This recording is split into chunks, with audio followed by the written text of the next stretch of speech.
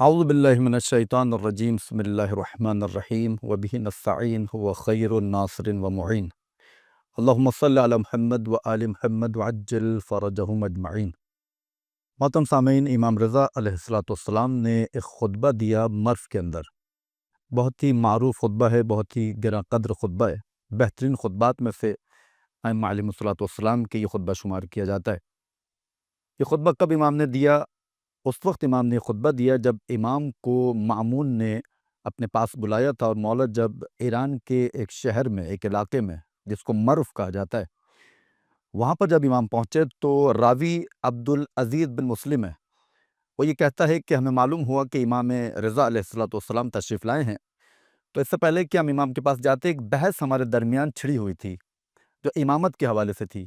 کوئی کچھ کہہ رہا تھا، کوئی کچھ کہہ رہا تھا، لوگوں میں اختلاف اور آرا جو ہے مختلف طریقوں کی آ رہی تھی، تو ایک عجیب اختلاف تھا۔ تو یہ کہتے ہیں کہ میں امام کی خدمت میں گیا، اب یہاں سے خطبہ شروع ہو رہا ہے۔ یہ فرماتے ہیں کہ فَدَخَلْتُ عَلَى سَيِّدِي وَمَوْلَايَ الرِّضَا علیہ السلام، کہ میں مولا امام رضا علیہ السلام کی خدمت میں گیا، اپنے سردار کی خدمت میں پہنچا۔ فَعَلَمْتُهُ بِمَا خَاضَ النَّاسُ فِيهِ، جو کچھ لوگوں کے درمیان امامت کے حوالے سے باتیں ہو رہی تھی، وہ سب کچھ میں نے امام کو بیان کیا۔ جیسے امام نے یہ سنا تو روایت کے جملے یہ ہیں فَتَبَسَّمَ، امام علیہ السلام مسکرائے۔ امام نے مسکراہٹ کو ظاہر کیا۔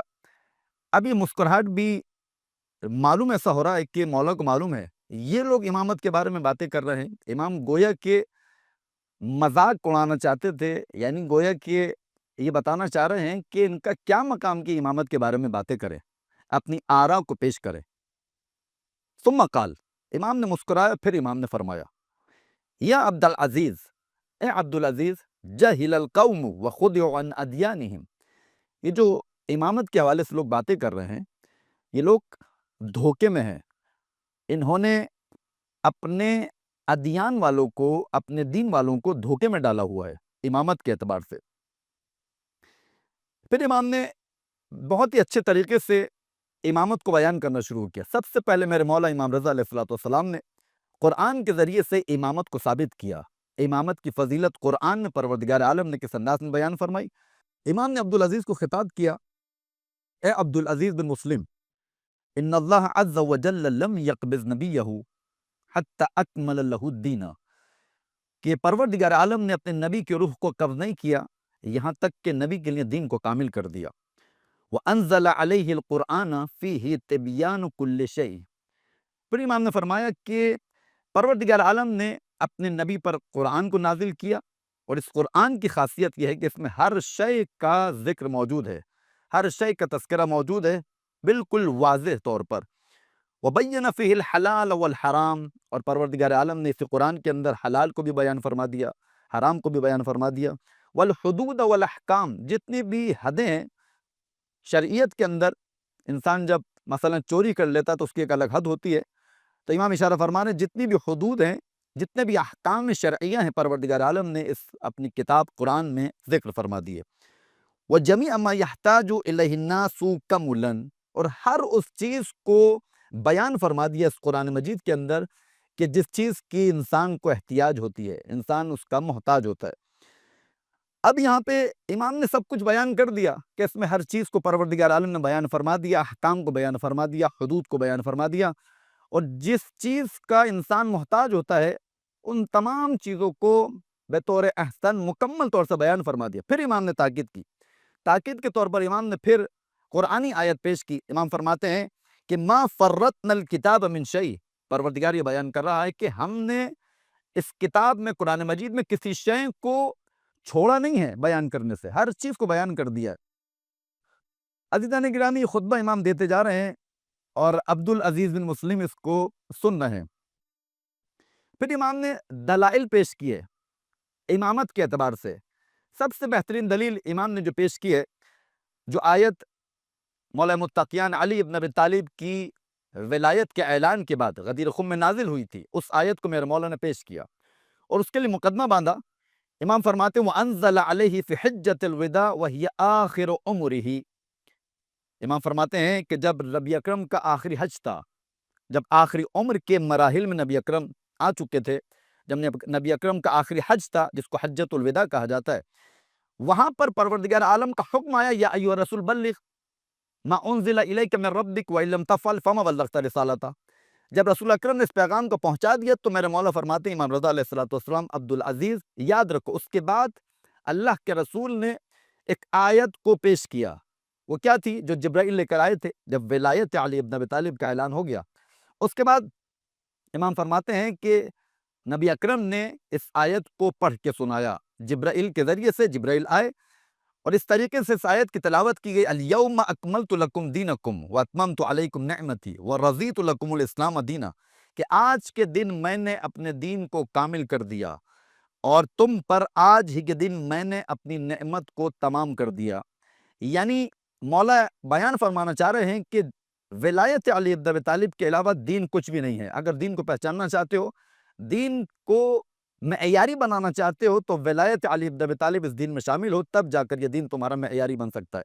اس کے بعد مولانا پھر ایک تاکیداً جملہ ارشاد فرمایا کہ عبدالعزیز امر الامامہ من کمال الدین، کہ امر امامت جو ہے وہ کمال دین میں سے ہے، یعنی خود امامت کو جو پروردگار عالم قرآن مجید میں بیان فرما رہا ہے یہی مکمل دین ہے، اس کے علاوہ کوئی دین نہیں ہے۔ اس کے بعد یہ بات آگے بڑھتی رہی، امام بہترین طریقے سے عبدالعزیز کو یہ بیان فرما رہے ہیں۔ اس کے بعد مولانا ارشاد فرمایا وَلَمْ يَمْضِ حَتَّى بَيَّنَ لِأُمَّتِهِ مَعَالِمَ دِينِهِ وَأَوْضَحَ لَهُمْ سُبُلَهُمْ۔ امام فرماتے ہیں عبدالعزیز یاد رکھو، پیغمبر اکرم اس دنیا سے نہیں گئے یہاں تک کہ پیغمبر نے اپنی امت کے لیے تمام معالم دین کو بیان فرما دیا اور تمام ہدایت کے راستوں کو ان کے لیے واضح فرما دیا۔ وَتَرَكَهُمْ عَلَى قَصْدِ الْحَقِّ وَأَقَامَ لَهُمْ عَلِيًّا عَلَمًا وَإِمَامًا۔ اس کے بعد فرماتے ہیں کہ عبدالعزیز یاد رکھو کہ پروردگار عالم نے اپنے نبی کی روح کو جب قبض کر لیا، نبی اکرم نے ہر چیز کو بیان کر دیا، تمام ہدایت کے راستوں کو بیان کر دیا، تمام ہدایت کے راستوں کو واضح کر کے گئے۔ اس کے بعد دلیل کے طور پر اپنے بعد جو نشانی چھوڑ کر گئے، امام بنا کر گئے، وہ کس کو بنا کر گئے؟ وہ علی ابن ابی طالب علیہ السلام کو اپنے بعد امام بنا کر گئے۔ اس کے بعد مولانا نے ارشاد فرمایا کہ عبدالعزیز وَمَا تَرَكَ شَيْئًا مِمَّا تَحْتَاجُ إِلَيْهِ الْأُمَّةُ إِلَّا وَقَدْ بَيَّنَ، یعنی امام ایک ایک چیز کو تاکید کے ساتھ بیان فرما رہے ہیں۔ یہ تمام کی تمام چیزیں جو امام بیان فرمانا چاہ رہے ہیں، یہ خود بیان کرنا چاہ رہے ہیں کہ امر امامت ایک اہم موضوع ہے، اگر اس کو نکال دیا جائے، اگر اس کو ہٹا دیا جائے تو کچھ بھی دین میں باقی نہیں بچے گا۔ فرماتے وَمَا تَرَكَ شَيْئًا مِمَّا تَحْتَاجُ إِلَيْهِ الْأُمَّةُ، کہ نبی اکرم نے کسی بھی شے کو ترک نہیں کیا ان چیزوں میں سے کہ جن چیزوں کی امت کو احتیاج تھی، جن چیزوں کی امت محتاج تھی، مگر یہ کہ اس کو روشن اور بیان کر کے گئے، اچھے طریقے سے رسول اکرم نے بیان فرمایا۔ یہ تمام چیزیں امام نے بیان فرما دی۔ اس کے بعد امام نے عبدالعزیز کو خطاب کیا کہ عبدالعزیز یاد رکھو، یہ جتنی بھی چیزیں میں نے بیان کی ہیں، جو آیت قرآنی پیش کی امامت کے حوالے سے، اور نبی اکرم کی جو ذمہ داری تھی، نبی اکرم جو تمام چیزیں بیان کر کے چلے گئے، کسی بھی چیز کو نبی اکرم نے نہیں چھوڑا، تمام معالم دین بیان کر دیے۔ اب امام فرماتے ہیں یاد رکھو فمن زعم ان اللہ لم یکمل دینہ، جو شخص بھی یہ گمان کرے گا، یہ تصور بھی ذہن میں لائے گا کہ پروردگار عالم نے دین کو کامل نہیں کیا، فقط رد کتاب اللہ، تو اس نے کتاب خدا کو رد کیا، گویا کہ کتاب خدا کو اس نے نہیں مانا، تسلیم نہیں کیا۔ ومن رد کتاب اللہ فقط کفر، جس نے اللہ کی کتاب کو رد کیا، ٹھکرایا، اس نے گویا کہ کفر اختیار کیا۔ اب اس کے بعد امام ایک بہترین جملہ ارشاد فرماتے ہیں، کیونکہ آنے والے نے کیا کہا تھا مولا، یہ تمام لوگ مرو کی مسجد میں جو جامع مسجد تھی اس میں امر امامت کے حوالے سے گفتگو کر رہے ہیں، اپنی اپنی آراء بیان فرما رہے ہیں، تو ان لوگوں کے درمیان اختلاف وجود میں آ رہا ہے۔ وہی مولا کے ذہن میں تھا، امام نے آخر میں بیان فرمایا، یہ تمام چیزیں جب بیان فرما دی، امام نے پھر خطاب کیا عبدالعزیز کو، کہا کہ هل يعرفون الامامة ومحلها من الامة فيجوز فيها اختیارهم، امام فرماتے ہیں کیا یہ امامت کی معرفت رکھتے ہیں، ان کو معلوم ہے کہ جائگہ امامت کیا ہے، امامت کا مقام کیا ہے؟ اگر ان کو معلوم نہیں ہے تو پھر کیسے ان کو اختیار ہے کہ امامت کے بارے میں وہ باتیں کریں، امامت کے اعتبار سے امامت کے موضوع میں داخل ہو کر اپنی اپنی آراء کو پیش کریں؟ ان میں صلاحیت نہیں ہے۔ امام گویا بیان کرنا چاہ رہے ہیں کہ امر امامت اگر کوئی بیان کر سکتا ہے تو وہ اللہ خود بیان کر سکتا ہے، اور اس کے بعد اللہ کا رسول امر امامت کو بیان کر سکتا ہے۔ اب یہاں پر امام رضا علیہ السلام نے بہترین طریقے سے ایک اور آیت پیش کی، بہترین آیت ہے۔ اگر صرف یہی آیت ہوتی امر امامت کے حوالے سے، انشاءاللہ آگے گفتگو میں بیان کی جائے گی، تو امامت کی فضیلت کے لیے کافی تھی۔ یعنی قرآن مجید سے اگر دوسری آیات بھی پیش نہ کی جاتی تو امر امامت کے لیے یہی صرف ایک آیت جو بیان کی جائے گی انشاءاللہ یہ کافی تھی۔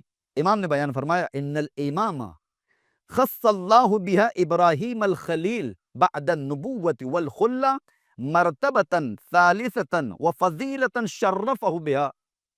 بہترین طریقے سے امام رضا علیہ السلام امر امامت کا دفاع کر رہے ہیں، امر امامت کو بیان کر رہے ہیں۔ امام فرماتے ہیں کہ یقیناً امامت پروردگار عالم نے ابراہیم کے لیے مخصوص کی، ابراہیم کے لیے امامت کو مخصوص کر دیا۔ کب مخصوص کیا؟ بعد النبوت والخلہ۔ جناب ابراہیم نبوت کے عہدے پر فائد ہو چکے تھے، خلیل اللہ بن چکے تھے۔ اب کون سی کمی تھی جناب ابراہیم کے اندر؟ اور آپ کو معلوم ہے کہ کتنے امتحانات جناب ابراہیم علیہ السلام سے لیے گئے۔ نبی تھے، خلیل خدا تھے، رسالت کا عہدہ رکھتے تھے، نبوت کا عہدہ رکھتے تھے، اللہ کے دوست تھے۔ یہ تمام چیزیں رکھنے کے باوجود پروردگار عالم جناب ابراہیم سے امتحانات کیوں لے رہا ہے؟ یہ امتحانات لینے کا مقصد کیا ہے؟ ہدف کیا پروردگار عالم کا؟ کیا غایت ہے اس کی؟ تو یقیناً ایک بہترین چیز ابراہیم کو پیش کی جا رہی تھی، ابراہیم کے سپرد کی جا رہی تھی، جو پہلے ابراہیم کے پاس موجود نہیں تھی۔ اسی وجہ سے میرے مولا امام رضا علیہ السلام یہ ارشاد فرما رہے ہیں کہ یاد رکھو عبدالعزیز، یقیناً امامت جو ہے وہ مخصوص ہوئی ابراہیم کے ساتھ۔ کب مخصوص ہوئی؟ نبوت کے بعد، خلیل اللہ بننے کے بعد۔ اس کے بعد امام فرماتے ہیں مرتبتاً ثالثتاً، تیسرا مرحلہ جو تھا وہ کیا تھا؟ جب پروردگار عالم اور فضیلت جناب ابراہیم کو دینا چاہ رہا تھا تو کیا عطا کیا؟ وَفَضِيلَةً شَرَّفَهُ بِهَا، ایک ایسی فضیلت جناب ابراہیم کو اللہ نے عطا فرمائی کہ اس فضیلت کے ذریعے سے ابراہیم کو خدا نے مشرف بنایا، مکرم بنایا، قابل اعتبار بنایا۔ یہ ثابت کر رہی ہے بات کہ نبوت کا عہدہ الگ ہے، خلت کا عہدہ الگ ہے، رسالت کا عہدہ رکھتے تھے۔ ان تمام عہدوں کو رکھنے کے باوجود امام یہ بیان کرنا چاہ رہے ہیں کہ یہ جو امر امامت جناب ابراہیم کے سپرد کیا جا رہا ہے، یہ بہترین فضیلت ہے جو نہ نبوت کا مقابلہ کر سکتی ہے، نہ خلت کا مقابلہ کر سکتی ہے، نہ رسالت کا۔ ان تمام چیزوں سے افضل مقام امامت کا مقام ہے، اور خود دلیل ہے عقلی اعتبار سے بھی اگر دیکھا جائے تو یقیناً امتحانات جو لیے جاتے ہیں وہ کب لیے جاتے ہیں؟ وہ اس وقت لیے جاتے ہیں جب آپ کو آگے بڑھنا ہوتا ہے، جب انسان ترقی کرنا چاہتا ہے۔ کبھی ایسا نہیں ہوا کہ انسان سے امتحانات لیے جائیں اور یہ کہا جائے امتحان میں اگر تم پاس ہو گئے تو تم پیچھے آ جاؤ گے، کبھی ایسا نہیں ہوتا، عقل گوارا نہیں کرتی ہے۔ تو امام گویا کہ عقلی اعتبار سے بھی اور قرآنی اعتبار سے بھی دلیل پیش کرنا چاہ رہے ہیں کہ ابراہیم علیہ السلام کو نبوت بھی عطا کر دی گئی، رسالت موجود تھی، خلت موجود تھی، ایک چیز کی کمی تھی جس کو امامت کہا جاتا ہے۔ اسی وجہ سے میرے مولا نے لفظ فضیلت استعمال کیا، وَفَضِيلَةً شَرَّفَهُ بِهَا، ایک ایسی فضیلت جناب ابراہیم کے حوالے کی گئی خدا کی جانب سے کہ اس فضیلت امامت کے ذریعے سے ابراہیم کو مشرف بنایا گیا۔ وَأَشَادَ بِهَا ذِكْرَا، اس کے بعد بہترین حصہ امام نے ارشاد فرمایا، اور اسی امامت کو عطا کرنے کے بعد ابراہیم کو بلند کیا، ابراہیم کو مشرف بنایا، ابراہیم بلندی پر پہنچے۔ اس کے بعد میرے مولا نے جب یہ تمہید باندھ لی، اس کے بعد قرآن کی مشہور معروف آیت جو سورہ بقرہ کی آیت ہے اس کو امام نے تلاوت کیا۔ فقالا، پھر امام نے فرمایا کہ پروردگار قرآن میں ارشاد فرماتا وَإِذِ ابْتَلَىٰ إِبْرَاهِيمَ رَبُّهُ بِكَلِمَاتٍ فَأَتَمَّهُنَّ قَالَ إِنِّي جَاعِلُكَ لِلنَّاسِ إِمَامًا۔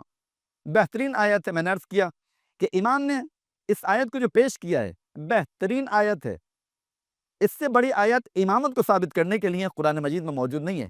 اسی وجہ سے میرے مولا نے شاید اسی آیت کو سب سے پہلے بہترین دلیل بنایا ہے، اس پہ اچھا خاصا میرے مولا بولے ہیں، مولا نے ارشاد فرمایا تاکہ واضح ہو جائے کہ اس آیت کے ذریعے سے اپنے دشمن پر جب امامت پر حرف آ رہا ہو تو اپنے دشمن پر غلبہ حاصل کرو۔ اس کے بعد مولا نے فرمایا وَإِذِ ابْتَلَىٰ إِبْرَاهِيمَ رَبُّهُ، بکلمات فاتمہن، اور یاد کیجئے پیغمبر اس وقت کو جب پروردگار عالم نے، ابراہیم کے رب نے ابراہیم کا امتحان لیا بکلمات، چند کلمات کے ذریعے سے، فاتمہن، جناب ابراہیم علیہ السلام نے ان تمام امتحانات کو کامیابی کے ساتھ 100% کامیابی کے ساتھ گزار لیا تھا۔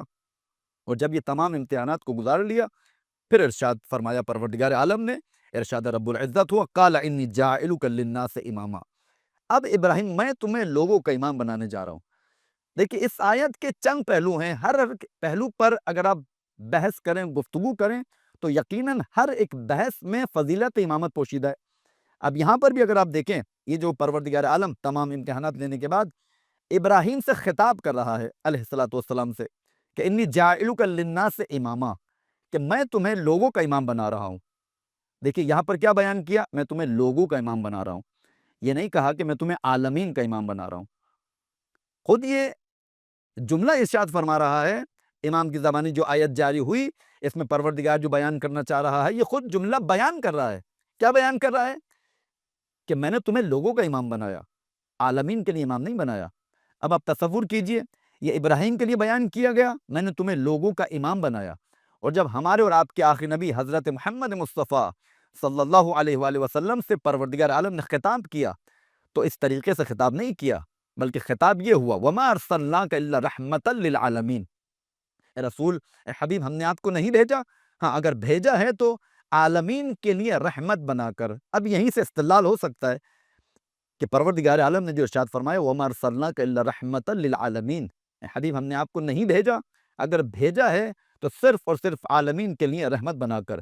یعنی جس طریقے سے رسول کے رسالت پورے عالمین کے لیے ہے، اب جو رسول کا وصی آئے گا، جو رسول کے بعد عہدہ امامت پر فائز ہوگا، یقیناً وہ بھی عالمین کا امام ہوگا۔ تو اس کے بعد میرے مولا امام رضا علیہ السلام نے اس آیت کو آگے بڑھایا۔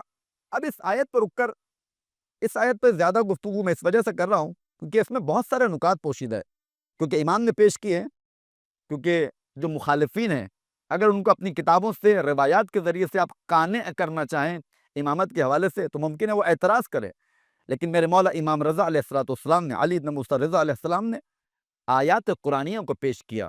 تو اس آیت میں میں دو تین الفاظ، دو تین جملے اور بولنا چاہوں گا تاکہ بات واضح ہو جائے، امر امامت واضح ہو جائے کہ امام رضا کیا بیان کرنا چاہ رہے ہیں۔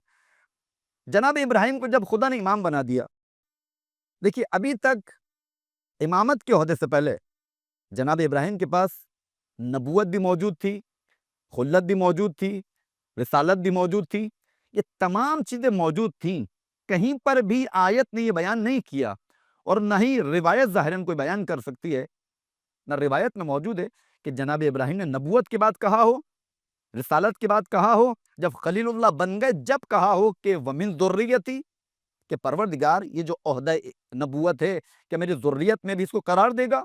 یہ جو رسالت کا عہدہ ہے کیا اس کو میری ذریت میں بھی قرار دے گا؟ یہ جو مجھے تو نے خلیل بنا دیا، کیا میری ذریت میں سے کوئی خلیل اللہ بن سکتا ہے؟ کہیں پر بھی نہیں ملتا۔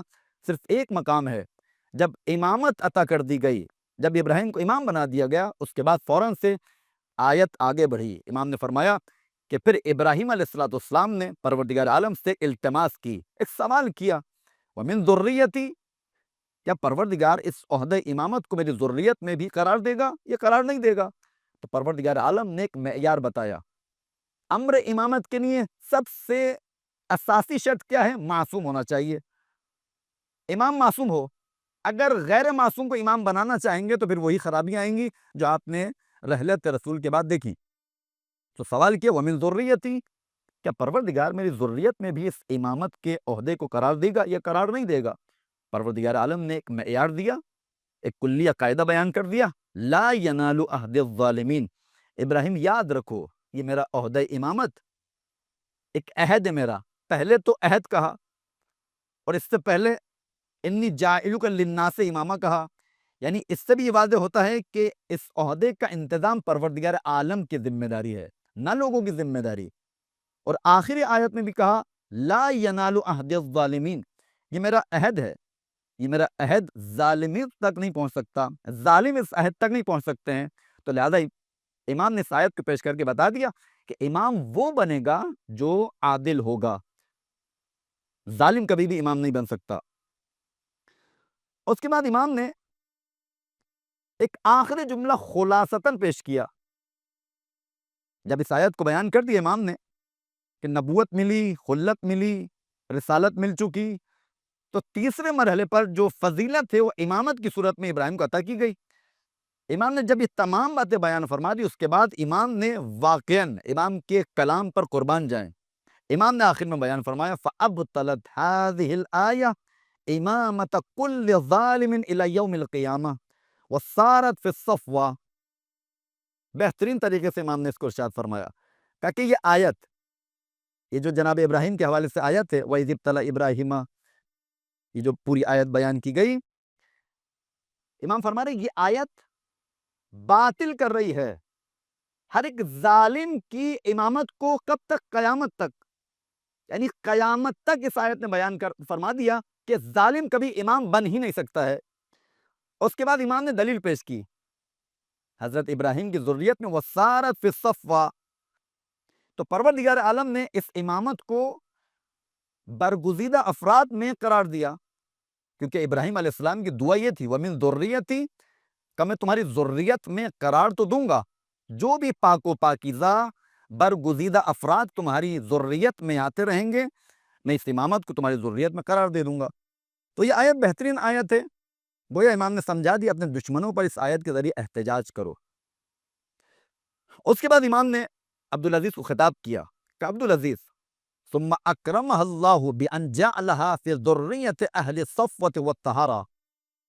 پروردگار عالم نے ابراہیم کو مکرم بنایا کس چیز کے ذریعے سے؟ کہ اس امامت کو، امر امامت کو ذریت ابراہیم میں جو اہل صفوہ تھے، اہل طہارت تھے، یعنی جو برگزیدہ افراد تھے اور جو پاک و پاکیزہ افراد تھے، ان کے اندر اس امامت کو قرار دیا. اس چیز کے ذریعے سے ابراہیم کی ذریت کو خدا مکرم بنا رہا ہے. یعنی کس کے ذریعے سے؟ امامت کے ذریعے سے. جس طرح ابراہیم علیہ السلام کو مکرم بنایا، فضیلت سے امام نے تعبیر کیا، ایک ایسی فضیلت ہے کہ اس فضیلت امامت کے ذریعے سے جناب ابراہیم کے ذکر کو بلند کیا، جناب ابراہیم کی فضیلت کو بلند فرمایا پروردگار عالم نے. اس کے بعد ابراہیم علیہ السلام کی ذریت کو امام علیہ السلام نے، امام رضا علیہ السلام نے عبدالعزیز کے سامنے بیان کیا. فرمایا وَوَهَبْنَ لَهُ إِسْحَاقَ وَيَعْقُوبَ نَافِلَةً وَكُلًّا جَعَلْنَا الصَّالِحِينَ، کہ ہم نے ابراہیم کو اسحاق عطا کیے، اس کے بعد اسحاق کی اولاد میں ہم نے یعقوب کو اضافہ کیا، اور ان تمام کے تمام لوگوں کو ہم نے صالحین میں سے قرار دیا. دیکھیے بالکل امام جو بیان فرما رہے ہیں کس طریقے سے آیات کو پیش کر رہے ہیں. ذریت ابراہیم پاک و پاکیزہ ہے. پھر امام نے دلیل کے طور پر کہ ابراہیم کی جو نسل چلی ہے، ابراہیم کو اسحاق عطا ہوئے، اس کے بعد یعقوب جناب اسحاق کی اولاد میں آئے، اس کے بعد پروردگار خود کہہ رہا ہے وَكُلًّا جَعَلْنَا الصَّالِحِينَ، ان تمام کے تمام جو ذریت ابراہیم میں موجود تھے، ان تمام کو ہم نے صالحین میں سے قرار دیا. اب یہاں پر مولا صالحین کا جو تذکرہ فرما رہے ہیں، یہ کیوں بیان کر رہے ہیں؟ یعنی اب جو جناب ابراہیم کی ذریت آگے بڑھے گی، کیونکہ آپ کو معلوم ہے جناب ابراہیم علیہ السلام کی ذریت میں جناب اسماعیل بھی ہیں، اور ہمارے جو نبی ہیں آخری نبی صلی اللہ علیہ وآلہ وسلم جناب اسماعیل کی ذریت میں جناب ابراہیم کے ذریعے سے. تو معلوم ہے کہ پروردگار جو بیان کر رہا ہے وَجَعَلْنَا الصَّالِحِينَ، ہم نے ان تمام لوگوں کو صالحین میں سے قرار دیا. پروردگار کو معلوم ہے کہ یہ جو ذریت چلے گی یہ صالحین کی چلے گی، تو لہذا بیان کیا وَجَعَلْنَا الصَّالِحِينَ وَكُلًّا جَعَلْنَا الصَّالِحِينَ، اور تمام کے تمام جو ذریت ابراہیم میں تھے ان کو ہم نے صالحین میں سے قرار دیا. اب امام نے امام کے مقام تکوینی کو بیان کرنا چاہا ہے. اس کے بعد ایک اور آیت قرآن مجید سے پیش کی. وہ آیت کیا ہے؟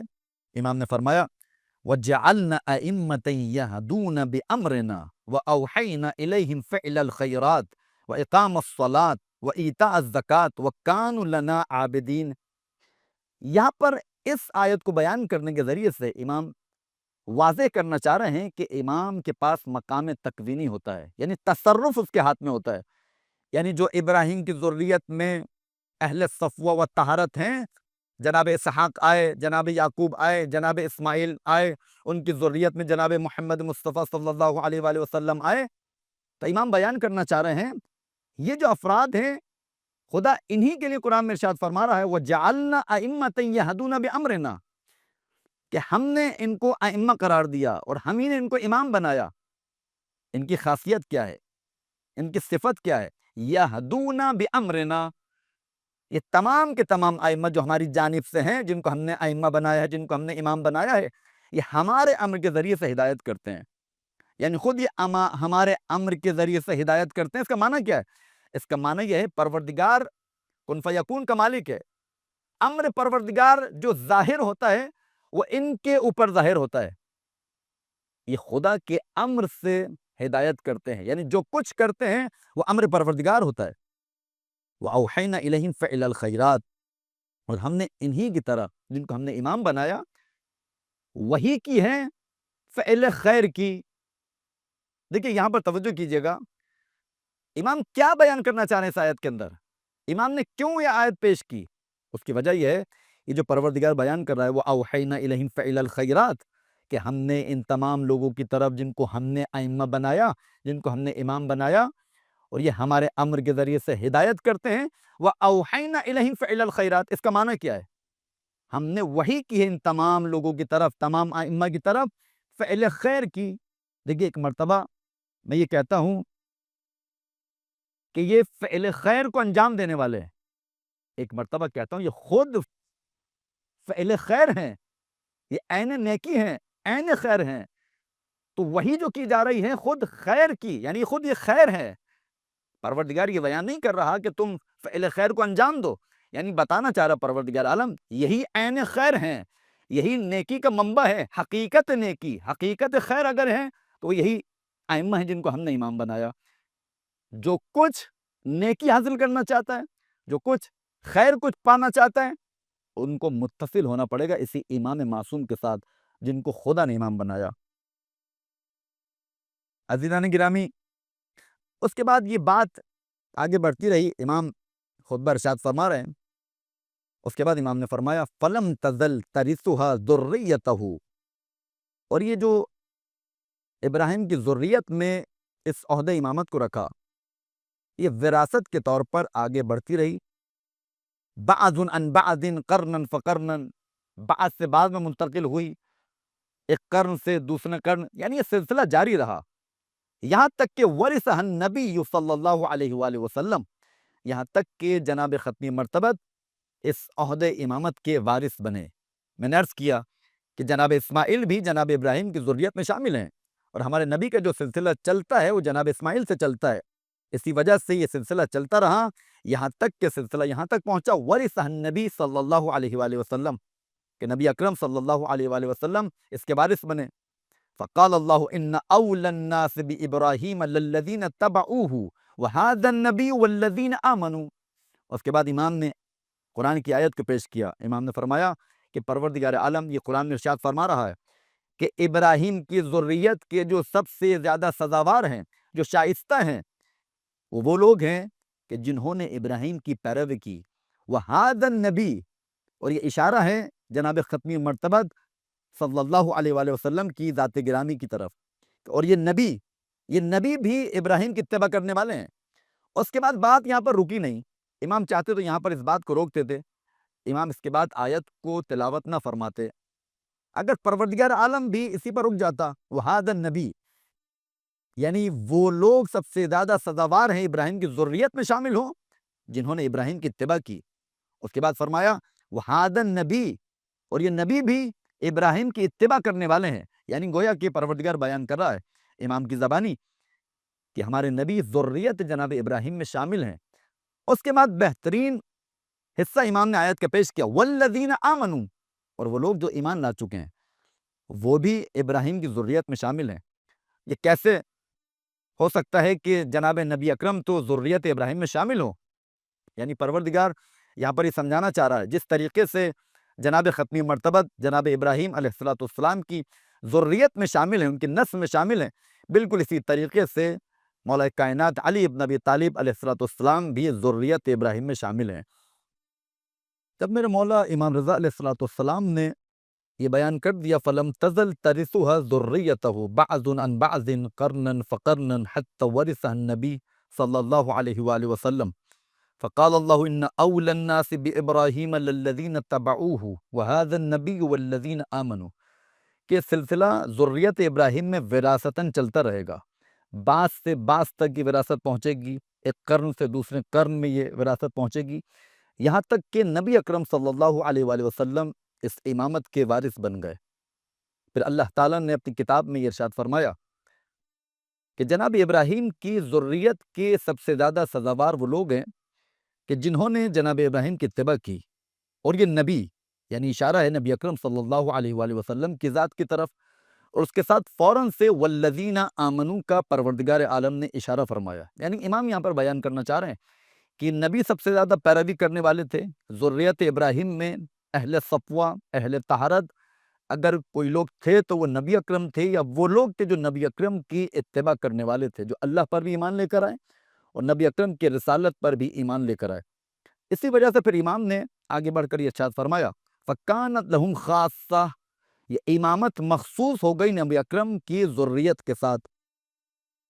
پھر امام نے فوراً سے ارشاد فرمایا فَقَلَّدَهَا النَّبِيُّ عَلِيًّا علیہ السلام کہ جناب ختمی مرتبت نے جناب مولا کائنات کو اس امامت کو سپرد کیا، یعنی امام بنا دیا، بطور امام نبی اکرم نے مولا کائنات کو نصب فرما دیا۔ فَصَارَتْ فِي ذُرِّيَّتِهِ عَلَى السِّيَاحِ، پس یہ امامت کا جو عہدہ تھا یہ ان لوگوں میں قرار پایا، ان لوگوں میں باقی رہا جو اہل اسفیہ تھے، جو پاک و پاکیزہ تھے۔ ان کی صفت کیا ہے؟ الذین آتاہم اللہ العلم والایمان، یہ وہی لوگ ہیں کہ جن کو پروردگار عالم نے علم کی نعمت سے بھی نوازا تھا اور ایمان کی نعمت سے بھی نوازا تھا۔ یقیناً اگر مولا کائنات کی ذات اقدس کو دیکھا جائے تو علم اس مقام پر تھا کہ جب بھی منبر پر بیٹھے ہمیشہ یہی دعویٰ کیا سلونی سلونی قبل ان تفقدونی، کہ مجھ سے سوال کرو اس سے پہلے کہ میں تمہارے درمیان سے چلا جاؤں۔ مولا متقیان کے مقابلے میں اگر آپ دیکھیں، تاریخ کا مطالعہ کریں، نبی اکرم کی رحلت کے بعد جو واقعات پیش آئے، وہ افراد نبی اکرم کی جگہ پر آ کر بیٹھے جو اہل نہیں تھے، جو اہل صفوہ نہیں تھے، اہل طہارت نہیں تھے۔ اہل طہارت کون ہیں؟ جو ذریت ابراہیم میں ہیں۔ ذریت ابراہیم میں جناب رسول خدا کی ذات آئی، اور جناب رسول خدا کے بعد یہ عہدہ امامت جو منتقل ہوا وہ مولا متقیان علی بن ابی طالب کی جانب منتقل ہوا۔ اسی وجہ سے میرے مولا رسول خدا نے ارشاد فرمایا فَقَلَّدَهَا النَّبِيُّ عَلِيًّا، یعنی نبی اکرم نے علی کو امام بنایا، امام کے طور پر علی کو نصب کیا۔ اس کے بعد یہ بات آگے بڑھی۔ اب یہاں پر ایک سوال آپ کی خدمت میں پیش کرنا چاہوں گا، کیونکہ جناب ابراہیم نے خدا سے تقاضا نہیں کیا اس عہدہ امامت کو میرے خلافہ میں قرار دے۔ آپ توجہ کیجئے، اس کے اندر کہیں پر آپ کو نہیں ملے گا، تاریخ بھی یہ ثابت نہیں کر سکتی ہے، نہ کوئی آیت اس بات کو ثابت کر سکتی ہے، نہ کوئی روایت اس بات کو ثابت کر سکتی ہے کہ جناب ابراہیم نے یہ کہا ہو کہ آیا اس عہدہ امامت کو میری خلافہ میں قرار دے گا یا نہیں قرار دے گا۔ کیا کہا؟ وَمِن ذُرِّيَّتِي، ابراہیم جانتے تھے کہ میری ذریت میں پاک و پاکیزہ افراد آئیں گے، یہ سلسلہ امامت جو چلے گا وہ پاکیزہ افراد کے ذریعے سے آگے چلے گا۔ اسی وجہ سے جناب ابراہیم علیہ السلام نے یہ تقاضا پروردگار عالم سے نہیں کیا کہ میرے خلافہ میں اس عہدہ امامت کو تو رکھے گا یا نہیں رکھے گا۔ یہ بھی ایک نکتہ ہے۔ اس کے بعد امام نے ارشاد فرمایا علی رسم ما جرى وما فرضه اللہ فی ولده لیوم القیامہ اذ لا نبی بعد محمد صلی اللہ علیہ وآلہ وسلم، یعنی تسلسل امامت اسی چیز کی بنا پر، کیونکہ جناب ابراہیم کی ذریت میں اہل صفوہ بھی تھے، اہل طہارت بھی تھے، پروردگار عالم نے اس عہدہ امامت کو پاک و پاکیزہ ذریت میں جو ابراہیم کی ذریت تھی اس میں اس امامت کو قرار دیا۔ یہ امامت کا سلسلہ اسی چیز کی بنا پر آگے بڑھتا رہا جو خدا نے ابراہیم کی نسل میں قرار دیا، اسی طرح یہ سلسلہ بڑھتا رہا۔ یہ جو سلسلہ آگے بڑھ رہا ہے جناب ابراہیم کی ذریت میں، یہ سلسلہ امامت آ رہا ہے۔ آپ کو معلوم ہے یہ جو سلسلہ منتقل ہوا ذریت ابراہیم کی بنیاد پر، جو نبی اکرم کی ذات میں یہ سلسلہ منتقل ہوا، اس کے بعد آپ کو معلوم ہے کہ نبی اکرم کی ذات کے بعد نبوت کا سلسلہ بند ہو چکا ہے، ختم نبوت ہو چکی ہے۔ اس کے بعد یہ سلسلہ امامت کے طور پر آگے بڑھے گا۔ اسی وجہ سے یہاں پر بیان کیا جا رہا ہے کہ علی رسم ما جرا وما فرضہ اللہ فی بلدی الی یوم القیامہ، اسی چیز کی بنیاد پر یہ سلسلہ امامت آگے بڑھتا رہا، یہاں تک کہ ذریت ابراہیم میں پروردگار عالم نے اس عہدہ امامت کو باقی رکھا۔ کب تک؟ الی یوم القیامہ، قیامت تک، کیونکہ نبی اکرم کے بعد جو شخصیات آئیں گی مولا کائنات سے لے کر امام حجت تک جو قرار تھا روایات کے مطابق، یہ سلسلہ قیامت تک باقی رہنے والا ہے۔ آپ کو معلوم ہے کہ کوئی بھی لمحہ پروردگار عالم اس زمین کو بغیر امام کے نہیں چھوڑتا ہے، کسی بھی لمحہ، یعنی ایک لحظے کے لیے بھی اس زمین کو بغیر حجت خدا کے، اپنی حجت کے بغیر باقی نہیں رکھتا ہے۔ اگر حجت خدا اس زمین پر نہ ہو تو یہ زمین دھنس جائے، تمام رہنے والے زمین پر، زمین کے اندر چلے جائیں، تو یہ سلسلہ قیامت تک باقی رہے گا۔ دیکھیے، ایک منطقی یہاں پر سوال ہے، ایک عقلی سوال یہاں پر کیا جا سکتا ہے کہ پروردگار عالم کے مطابق پروردگار جانتا ہے یہ سلسلہ قیامت تک باقی رکھنا ہے، اور اب جناب ابراہیم بھی یہ تقاضا کر رہے ہیں میری ذریت میں اس کو باقی رکھ، اور امام نے بھی ارشاد فرما دیا علی رسم ما جرى وما فرضه اللہ فی بلدہ الی یوم القیامہ، یہ سلسلہ اسی طرح باقی رہے گا قیامت تک ابراہیم کی ذریت میں، یعنی کوئی تو ایسا ہونا چاہیے جو قیامت تک باقی رہنے والا ہو، اور روایات کی بنا پر میں نے ابھی بیان کیا کہ کوئی بھی ایسا نہیں ہے کہ جو قیامت تک باقی رہے سوائے مولا کائنات اور ان کی اولاد کے۔ جب تک یہ عہدہ ہے یہ تمام افراد موجود رہیں گے، کوئی ایسا ہونا چاہیے، کوئی ایسا خاندان ہونا چاہیے جس خاندان میں امامت باقی رہے، وہ صرف ایک ہی خاندان ہے، خاندان نے آل محمد علیہ الصلوۃ والسلام، جو قیامت تک باقی رہے گا۔ یہ سلسلہ مولا کائنات سے شروع ہوا، اور آج کے زمانے میں ہمارے اور آپ کے آخری سرکار مولا امام زمان عجل اللہ تعالی فرجہ شریف کی ذات اقدس حجت خدا کے طور پر اس امامت کے فرائض کو انجام دے رہی ہے۔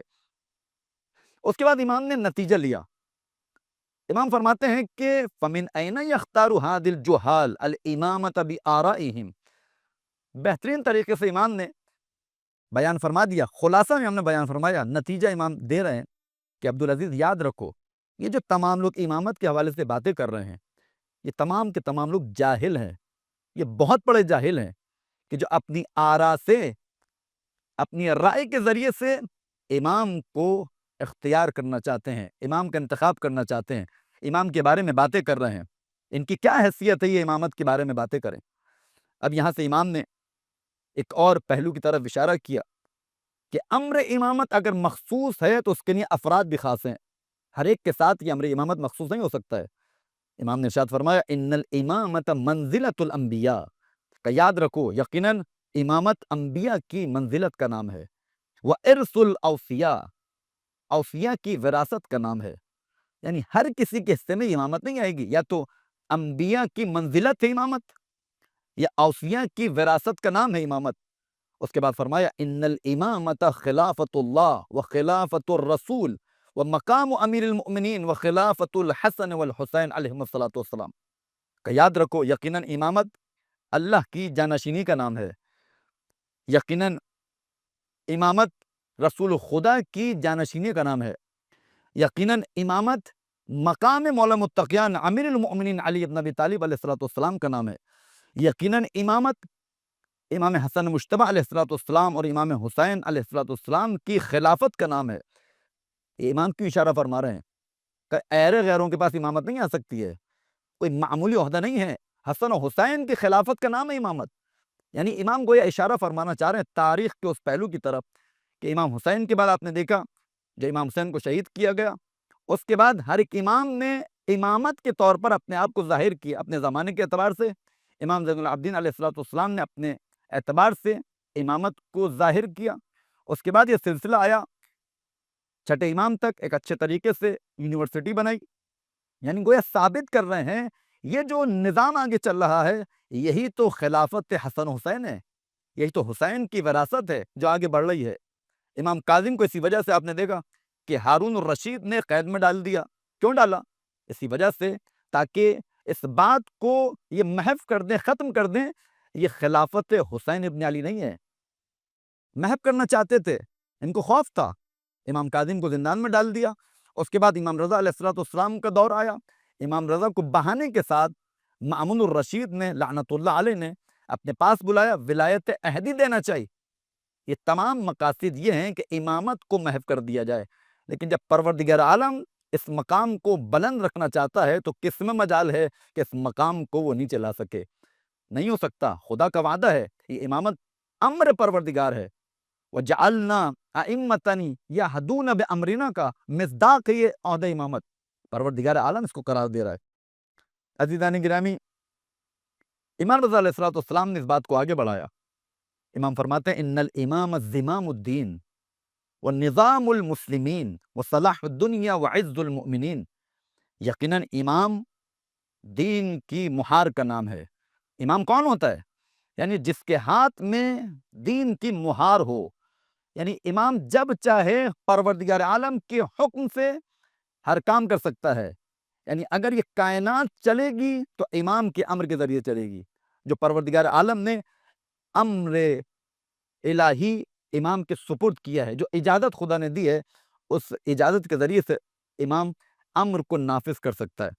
اسی وجہ سے امام بیان فرما رہے ہیں ان الامام زمام الدین، امام دین کی مہار کا نام ہے۔ والنظام المسلمین، مسلمین کے نظام کا نام امام ہے۔ یعنی مسلمین اگر اپنے نظام کو ٹھیک کرنا چاہتے ہیں، اگر چاہتے ہیں کہ نظام الہی نافذ ہو، دنیا میں الہی نظام چلے، وہ صرف ایک شخصیت ہے جو چلا سکتی ہے، اس کو امام کہا جاتا ہے۔ امام معصوم کی صورت میں وہ اس تمام نظام مسلمین کو چلا سکتا ہے۔ وصلاح الدنیا وعز المؤمنین کا دنیا کی اصلاح اگر کوئی چاہتا ہے تو امام سے اس کو مراجعہ کرنا پڑے گا، رابطہ کرنا ہوگا، اپنے آپ کو متصل کرنا پڑے گا امام معصوم کی ذات کے ساتھ۔ اگر یہ کام کر لیا تو دنیا کی اصلاح امام کے ذریعے ہو سکتی ہے۔ وعز المؤمنین، یہی امام ہے جو مؤمنین کو عزت و شرافت عطا کرتا ہے۔ یعنی جو بھی الہی امام کے ساتھ متصل ہو گیا، جس نے بھی اپنے قلب کو، اپنے وجود کو امام معصوم کے ساتھ ملا دیا، وہ امام وَجَعَلْنَا أَئِمَّةً يَهْدُونَ بِأَمْرِنَا جو خدا کی جانب سے امام بن کے آیا ہے، اگر آپ نے اس امام کے ساتھ اپنے کو ملا دیا تو یقیناً مؤمنین کی عزت اسی میں ہے۔ دیکھیے، امام کے بغیر دنیا میں فساد ہی فساد رہے گا۔ نہیں ہو سکتا کہ کوئی تصور بھی کرے کہ امام دنیا میں نہ ہو، الہی امام کی بات کر رہا ہوں، امام دنیا میں نہ ہو اور اس دنیا کی اصلاح بھی ہوتی رہے، کوئی فساد بھی دنیا میں برپا نہ ہو، ایسا نہیں ہو سکتا۔ خدا کا نظام ہے، امام زمام الدین ہے، امام نظام المسلمین ہے، امام دنیا کی صلاح کا باعث ہے، امام مؤمنین کی عزت کا باعث ہے۔ تو نہیں ہو سکتا کہ امام معصوم زمین پر نہ ہو، روئے زمین پر موجود نہ ہو اور فساد برپا نہ ہو۔ امام نہیں ہوگا تو فساد ہوگا۔ اگر امام موجود ہوگا اور اپنے آپ کو اپنے امام سے ملایا ہوا ہوگا تو یقیناً فساد کا سوال ہی پیدا نہیں ہوتا ہے۔ تو امام اشارہ فرما رہے ہیں، یہ تو ہو سکتا ہے ایک شخص ہے، دینداری کے آداب اس کے پاس موجود ہیں، لیکن آیا دینداری کے آداب صرف ہونا کافی ہے؟ اس کو جہت کون دے گا؟ اس کو ڈائریکشن کون دے گا؟ اس دینداری کی ڈائریکشن کو جو درست کرنے والی ہستی ہے وہ امام ہوا کرتی ہے۔ تو اسی وجہ سے امام فرما رہے ہیں ان الامام زمام الدین ونظام المسلمین وصلاح الدنیا وعز المؤمنین۔ تو امامت کا مقام امام رضا علیہ السلام اپنی زبانی بیان فرما رہے ہیں۔ دیکھیے، مومنین کو عزت کس طریقے سے امام دیتا ہے؟ یہ جو امام نے بیان فرمایا وعز المؤمنین، مؤمنین کو عزت دینے والے ہستی امام کی ہستی ہوتی ہے، اس کا معنی کیا ہے؟ اگر آپ دیکھیں، وہ امام اور ہوتے ہیں کہ جو ایک آسائش کے وقت میں سکون سے رہ رہے ہوں، وہاں اگر کوئی سوال کرنے ان سے آئے، ممکن ہے وہ جواب دے دیں۔ اگرچہ ایسا ہوا ہے کہ آسائش کے وقت میں بھی دیگر لوگ جو رسول کی جگہ پر آ کر بیٹھے، لوگ سوال کرنے آئے، جواب نہ دے سکے، لیکن ایک ہمارا امام ہے جو الہی امام ہے، جس کو علی ابن ابی طالب علیہ السلام کہا جاتا ہے، یہ امام عجیب امام ہے، خدا کی جانب سے جو امام ہوتا ہے، میدان میں جنگ چل رہی ہے، جنگ کا میدان ہے، وہاں پر اگر کوئی توحید کے حوالے سے سوال کرنے آتا ہے تو بہترین طریقے سے اس کو قانع کر کے اطمینان کی صورت میں واپس پلٹاتے ہیں، اس کو امام کہا جاتا ہے۔ اور یہی امام غالباً اشارہ فرمانا چاہ رہے ہیں وعز المؤمنین، اسی کو تو امام کہا جاتا ہے، یہی امام مومنین کو عزت دینے والا ہوتا ہے۔ پھر امام نے ارشاد فرمایا جو کچھ تم انجام دیتے ہو، نماز پڑھتے ہو، روزہ رکھتے ہو، زکوٰۃ دیتے ہو، امام نے فرمایا یہ تمام چیزیں اگر تمام ہوں گی تو اسی امام کے ذریعے سے، جو مؤمنین کو عزت دینے والا ہے، جو دنیا کی اصلاح کرنے والا ہے۔ اس کے بعد امام فرماتے ہیں عبدالعزیز بالامام تمام الصلاۃ والزکوٰۃ والصیام والحج والجہاد وتوفیر الفی والصدقات وامضاء الحدود والاحکام۔ توجہ کیجیے اس کے اندر، امام فرما رہے ہیں کہ یاد رکھو امام ہی کے ذریعے سے جو الہی امام ہوگا، میں بار بار کہہ رہا ہوں الہی امام کی بات ہو رہی ہے، امام رضا علیہ السلام خود الہی امام ہیں، الہی عہدہ رکھتے ہیں، تبھی اس طریقے سے امام فضائل امامت کو بیان کر رہے ہیں، فضائل امام کو بیان فرما رہے ہیں کہ امام کا مقام تمہیں کیا معلوم کہ کیا ہے، خدا کی نگاہ میں کیا ہے؟ یہ امام ہے کہ اس امام کے ذریعے سے نماز بھی تمام ہوتی ہے۔ اگر نماز کو تم اوج پر پہنچانا چاہتے ہو، کمال معرفت پر پہنچانا چاہتے ہو، اگر تم دیکھنا چاہتے ہو تمہاری نماز کمال پر ہو، بلندی پر ہو، تو امام سے متصل ہونا پڑے گا۔ یہی امام ہے تمہاری نماز کو بلندی عطا کرے گا، یہی امام ہے تمہاری زکوٰۃ جو تم دو گے، اس زکوٰۃ کو خدا کی بارگاہ میں پہنچانے کا ذریعہ امام ہے۔ اس امام کو مانو گے، امام سے ملو گے، اس کے ذریعے سے تمہاری زکوٰۃ خدا کی بارگاہ میں پہنچے گی۔ تم روزہ رکھتے ہو، تم حج پہ جاتے ہو، حج مکمل ہی نہیں ہے جب تک اس امام کی ولایت تمہارے دل میں نہ ہو۔ امام اشارہ فرمانا چاہ رہے ہیں کہ جو حج کرنے جائے اور امام کی ولایت اس کے دل میں نہ ہو، طواف کرتا رہے گا، وہ صرف چکر تو کہلا سکتا ہے، لیکن پروردگار اس کو قبول نہیں کرے گا۔ اگر اعمال قبول ہیں تو صرف اور صرف ولایت ائمہ علیہ السلام کے ذریعے سے قبول ہیں۔ وہ توفیر الفے، جتنے بھی غنائم ہیں، مال غنیمت آتا ہے، اس کو فراوانی عطا کرنے والی شخصیت امام کی ہوتی ہے۔ جتنے صدقات آتے ہیں، اگر امام موجود ہوگا، امام کو معلوم ہے کہ غنائم جو آئیں گے وہ کس طریقے سے تقسیم کرنے، صدقات جو اس کے پاس آئیں گے، جو چیزیں اس کے پاس آئیں گی، کس طریقے سے جامع میں دنیا کے اندر، عالم کے اندر اس کو پھیلانا ہے، کیسے فراوانی دینی ہے، امام یہ سب کچھ جانتا ہے۔ جتنے بھی حدود الہی ہیں، امام بہترین طریقے سے اس کو اجرا کرنا جانتا ہے۔ جتنے بھی احکام الہیہ ہیں، احکام شرعیہ ہیں، امام بہترین طریقے سے اس کو نافذ کرنا جانتا ہے۔ عزیزان گرامی، اور یہی وجہ ہے جب ہم اس حصے کو پڑھتے ہیں امام رضا علیہ السلام کی زبانی، تو یقیناً ہمیں تاریخ کی وہ تلخیاں نظر آتی ہیں۔ ذرا ملاحظہ کیجئے، امام جو فرما رہے ہیں کہ امام کے ذریعے سے نماز بھی تمام ہوگی، زکوٰۃ بھی تمام ہوگی، روزہ بھی تمام ہوگا، حج بھی تمام ہوگا، جتنے غنائم ہیں وہ بھی فراوانی پر پہنچیں گے، جتنے صدقات ہیں وہ بہترین طریقے سے اہل تک پہنچیں گے۔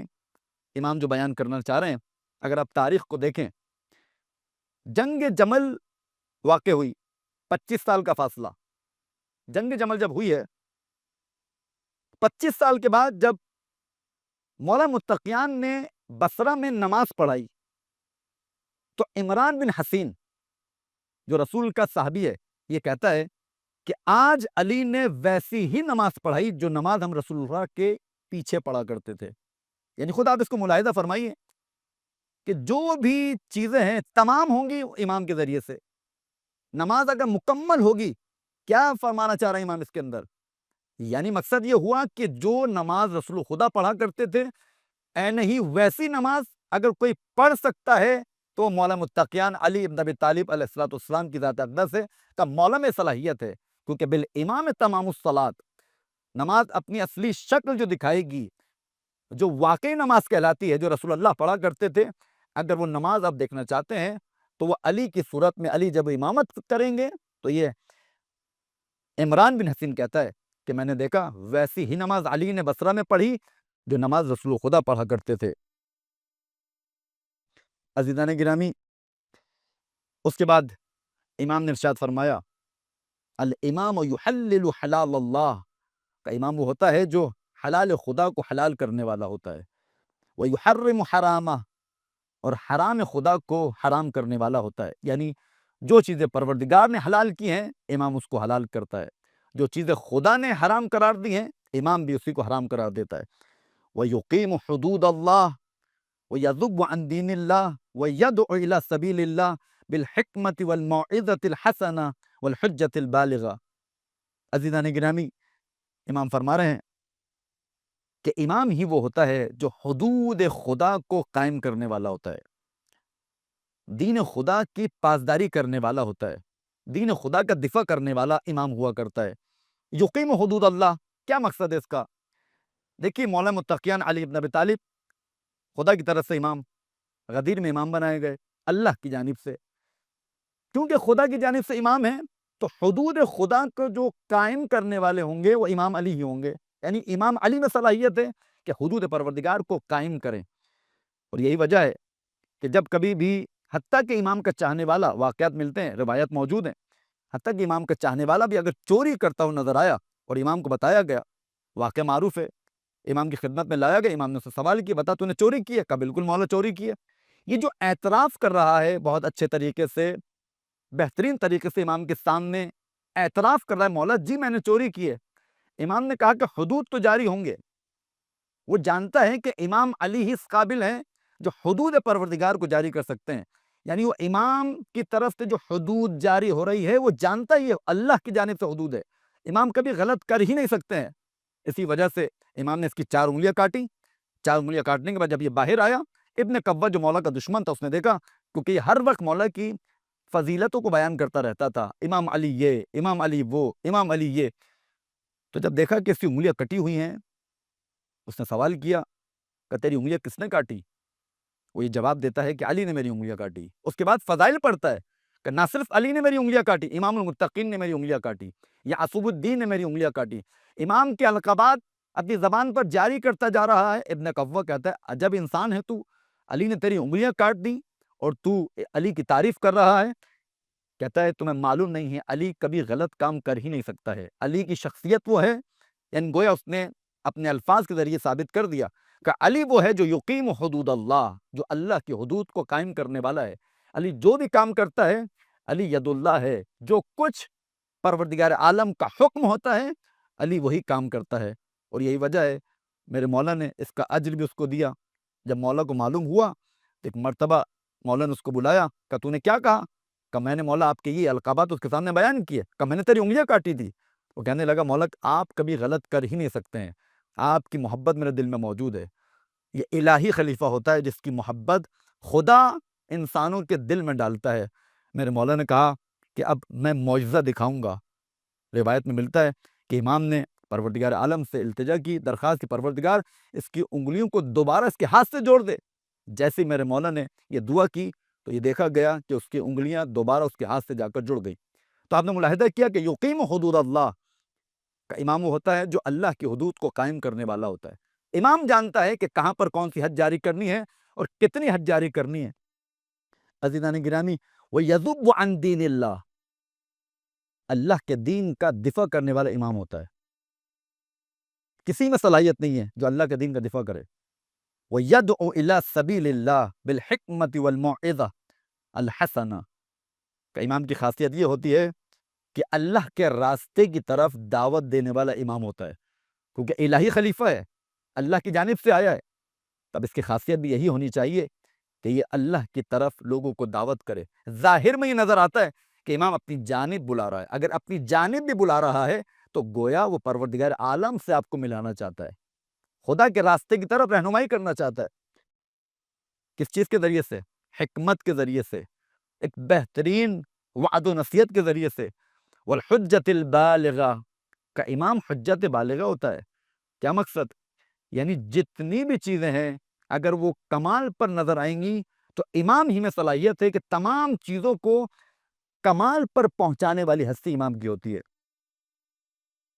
عزیزان گرامی، مولا امام رضا اسی طریقے سے اپنی بات کو آگے بڑھا رہے ہیں، اور اس کے بعد میرے مولا نے ایک بہترین فضل پروردگار کی طرف اشارہ کیا جو امام کے حصے میں آیا۔ امام فرماتے ہیں کہ یہ امامت تمہیں کیا معلوم امامت کیا ہے؟ امام نے فرمایا کہ مخصوص بالفضل کلہ من غیر طلب منہ ولا اکتساب بل اختصاص من المفضل الوہاب کہ یہ جو امامت کا عہدہ ہے کہ یہ فضل پروردگار ہے، اور یہ عہدہ امام کسی کے سامنے گھٹنے ٹیک کر کس نہیں کرتا ہے۔ امام کا مقام یہ ہوتا ہے پروردگار عالم کی جانب سے، یہ فضل الہی ہے، یعنی خدا کا فضل ان کے شامل حال ہوتا ہے، اور یہ فضل بھی ہر کسی کے حصے میں نہیں آتا ہے۔ پروردگار لیاقت دیکھتا ہے، پروردگار ذرت دیکھتا ہے، پروردگار وجود باطن کو دیکھتا ہے۔ اگر اس کا وجود باطن اس قابل ہوتا ہے کہ اس میں یہ فضل اپنی جگہ پا سکے تو پروردگار عالم اس کے ساتھ اس فضل کو مخصوص کر دیتا ہے۔ عجیب امر کی طرف اشارہ فرما رہا ہے مولا، مخصوص بالفضل کلے، تمام کا تمام فضل، یعنی جو بھی کمال پروردگار بطور عطم آپ دیکھنا چاہتے ہیں، اگر وہ کسی ذات میں نظر آئے گا، وہ یہ امام اشارہ فرما رہے ہیں، وہ اگر کسی ذات میں نظر آئے گا وہ ایک ہی ذات ہے، یا ذات رسالت یا ذات امامت۔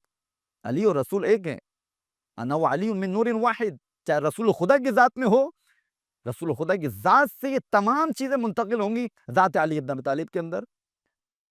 تو اسی وجہ سے تمام کا تمام فضل مولا فرما رہے ہیں امام رضا علیہ السلام، یہ تمام کا تمام فضل اگر شامل حال ہوگا تو امام معصوم کے شامل حال ہوگا، من غیر طلب منہ، بغیر اس کے کہ کسی سے اس نے اکتساب کیا ہو، بل اختصاص من المفضل الوہاب، اگر اکتساب کیا ہے تو کس سے اکتساب کیا؟ پروردگار عالم سے، جو فضل دکھانے والا اللہ ہے۔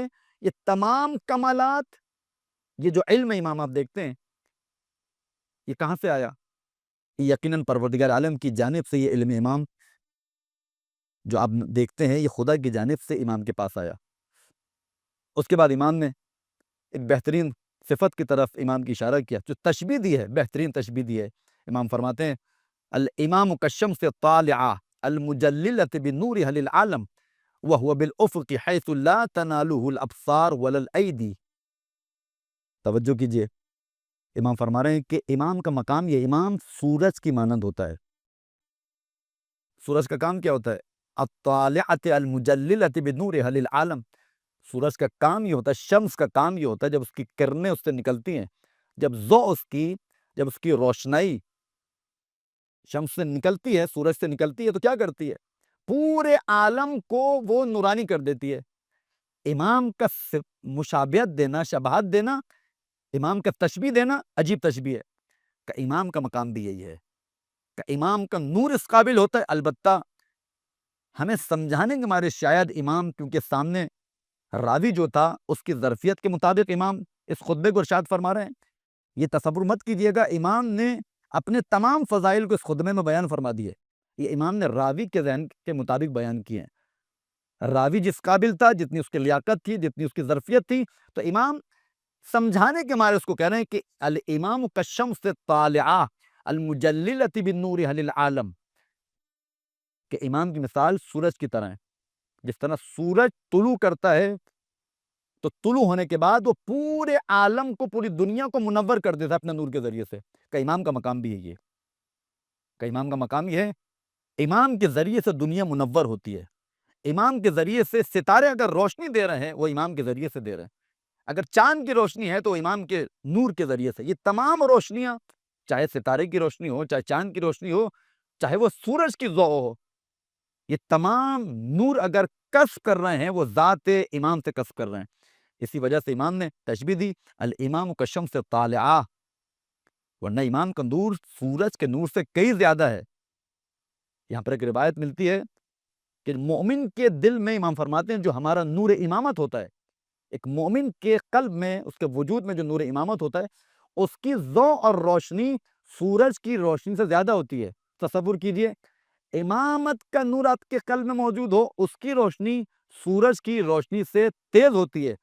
اب تصور کیجئے امام کی روشنی سورج کے برابر نہیں ہو سکتی، امام کی روشنی، امام کا نور سورج سے بھی بالا تر، امام کا نور چاند سے بھی بالا تر، امام کا نور ستاروں سے بھی بالا تر، یعنی نور امام تمام چیزوں پر، دنیا میں جتنی بھی نورانی چیزیں آپ تصور کر سکتے ہیں، ان تمام چیزوں پر احاطہ رکھتا ہے، ان تمام چیزوں پر غلبہ رکھتا ہے، ان تمام چیزوں کو اپنے احاطے میں لیا ہوا ہے، اتنا زیادہ نور امام۔ اسی وجہ سے امام تشبیہ دے رہے ہیں سمجھانے کے مارے، الامام کالشمس الطالعہ، امام کی مثال سورج کی طرح ہے۔ عزیزان گرامی، اس کے بعد امام فرماتے ہیں اگر کوئی امامت تک پہنچنا چاہتا ہے کہ میں امامت کو در کر لوں، سمجھنا اور ہوتا ہے، در کرنا اور ہوتا ہے۔ ہم سمجھ سکتے ہیں لیکن امامت کو درک نہیں کر سکتے ہیں، بہت مشکل کام ہے۔ مسامحن کہا جاتا ہے، ادراک کرو، ادراک کرو، اس کو درک کرو، لیکن درک اور چیز ہے، سمجھنا اور چیز ہے۔ تو امام یہاں پر جو اشارہ فرما رہے ہیں وَهُوَ بِالْأُفُقِ حَيْثُ لَا تَنَالُهُ الْأَبْصَارُ وَلَا الْأَيْدِي، کا کوئی تصور نہیں کرے جس طریقے سے سورج تک تمہاری نگاہیں نہیں پہنچ سکتی ہیں، مسلسل اگر کوئی سورج کو دیکھے مسلسل، یہ تو ڈائریکٹ پھر بھی نہیں ہے، اگر کوئی بالکل وہ جو روشنائی سورج کی نکلتی ہے، اگر مسلسل چند منٹس کے لیے بھی سورج کو دیکھے تو اندھا ہو جائے گا۔ جب سورج کو جو خود خلق ہوا ہے امام معصوم کے صدقے میں، اس سورج کو دیکھنے کے بعد اگر آپ کی آنکھیں خراب ہو سکتی ہیں تو مجھے بتائیے وہ نور جو خود خدا کے نور سے نکلا ہو، اس نور کو اگر آپ درک کرنا چاہیں گے تو مجھے بتائیے کوئی درک کر سکتا ہے؟ امام ایک بہت ہی بہترین امر کی طرف اشارہ فرما رہے ہیں۔ امامت ابھی کس نے سمجھی ہے؟ امام بیان کرنا چاہ رہے ہیں وَهُوَ بِالْأُفُقِ حَيْثُ لَا تَنَالُ الْأَبْصَارَ، کہ آنکھیں آپ کی نور امام کو درک نہیں کر سکتی ہیں، اور نہ ہی آپ کے ہاتھ یہ صلاحیت رکھتے ہیں کہ آپ کے ہاتھ امامت تک پہنچ سکیں، کسی میں صلاحیت نہیں ہے۔ اس کے بعد امام نے ایک بہترین طریقے سے ایک بہترین حصہ اس خطبے کا، واقعاً اگر کوئی دیکھے اس خطبے کے اس حصے کو پڑھ لے یہ کافی ہے امامت کے لیے۔ امام فرماتے ہیں امام کی معرفت کون حاصل کر سکتا ہے؟ امام نے ارشاد فرمایا الامام واحد دہرہ لا یدانیہ احد ولا یعادلہ عالم ولا یوجد لہ بدل ولا لہ مثل ولا نظیر۔ توجہ کیجئے، امام فرما رہے ہیں کہ امام اپنے زمانے کا واحد ہوتا ہے، یعنی کوئی بھی اس کی مثل نہیں ہو سکتا، کوئی بھی اس کے قریب نہیں جا سکتا۔ امام اس میں ایک بہت گہرے عمیق امر کی طرف اشارہ فرما رہے ہیں، توجہ کیجئے اس کے اندر۔ دیکھیے امام کہہ رہے ہیں کہ الامام واحد دہرہ، اپنے زمانے کا یگانہ ہوتا ہے۔ دیکھیے حقیقت انسان ایک ہوتی ہے، ہر چیز کی ایک حقیقت ہوتی ہے، صرف الشیء لا یتکرر ولا یتصنع، فلسفے کا قاعدہ ہے، ایک جو شے اپنی حقیقت رکھتی ہے اس کا کوئی ثانی نہیں ہوتا، اس کی تکرار ممکن نہیں ہے، اس کو آپ ریپیٹ نہیں کر سکتے، یعنی اگر آپ یہ کہنا چاہیں کہ یہ شے وہی شے ہے، نہیں ہو سکتا۔ تو فلسفہ یہ کہتا ہے کہ صرف الشیء لا یتکرر ولا یتصنع، یعنی صرف ایک چیز کی حقیقت جو ہے اس کو اگر دوبارہ ریپیٹ کرنا چاہیں کہ یہ وہی چیز ہے جو یہ والی ہے، نہیں ہو سکتا۔ تو امام بیان فرمانا چاہ رہے ہیں الامام واحد الدہرہ، امام اپنے زمانے کا یگانہ ہوتا ہے، لا یدانیہ احد۔ یگانے کا مقصد کیا ہے؟ یعنی انسانیت کی حقیقت اگر آپ دیکھنا چاہتے ہیں روح زمین پر، یعنی پروردگار عالم نے انسانیت کی حقیقت کو جو اس زمین پر بھیجا وہ ایک ہے، وہ ذات مصطفیٰ، یہ ذات علی ابن ابی طالب علیہ السلام ہے، دوئیت ممکن نہیں ہے ان کی۔ وہ یہ کہے کہ علی جیسا دوسرا ہو سکتا، نہیں ہو سکتا، وہ دوسرا ہوگا وہ پہلا نہیں ہوگا، وہ دوسرا کہلائے گا، دوسرا علی، پہلا علی پھر بھی نہیں کہلائے گا۔